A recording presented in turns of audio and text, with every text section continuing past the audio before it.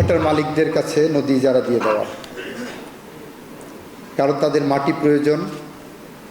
কৃষি জমি যাতে অপব্যবহার না করেন সেদিকে যেমন প্রশাসন সুনির্দিষ্টভাবে মনোযোগ দিবেন, একই সাথে নদীর মাটি কেটে খনন করে ওই জায়গাগুলো তারা যাতে ইটভাটার জন্য ব্যবহার করতে পারেন সেরকম একটি নীতিমালা করা যায় কি না, আমরা বিষয়টি সংশ্লিষ্ট জায়গায় আমি কথা বলবো বলে নোট নিয়েছি।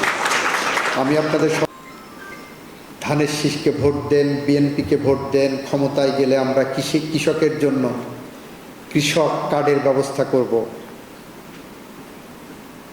আগামী 14ই এপ্রিল পহেলা বৈশাখ ইনশাল্লাহ আমরা কৃষি কার্ডের সেই উদ্বোধন কর্মসূচি দেখতে পাব।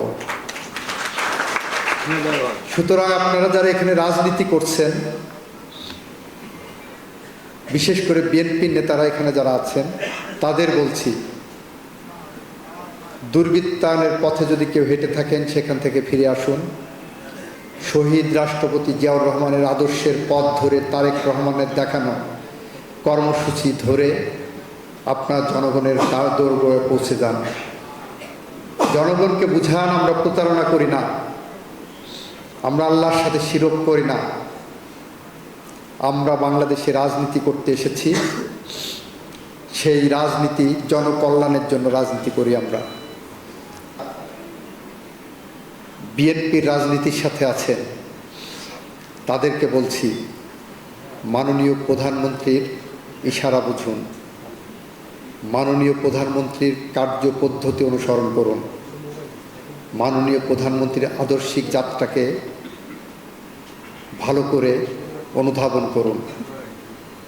করে যদি কেউ রাজনৈতিক দুর্বৃত্তায়নের পথে থেকে থাকেন ফিরে আসুন, না হলে আপনাদের জন্য রাজনীতির দ্বার বন্ধ হয়ে যাবে।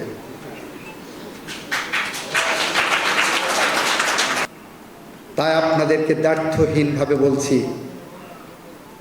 আপনাদের মধ্যে যদি কেউ এই সমস্ত কালো টাকার মালিকের কাছে বন্দী হয়ে থাকেন, বিক্রি হয়ে থাকেন, মাসোহারায় ঢুকে থাকেন, হয় তাদেরকে আমরা মুখোশ উন্মোচন করে কালো টাকার মালিকের সাথে একইভাবে বিচারের মুখোমুখি করব, যারা বিএনপির অফিস পুড়িয়েছে আইনের আওতায় এনে বিচারের মুখোমুখি করব, অথবা দল থেকে আপনাদের বিতাড়িত করা হবে।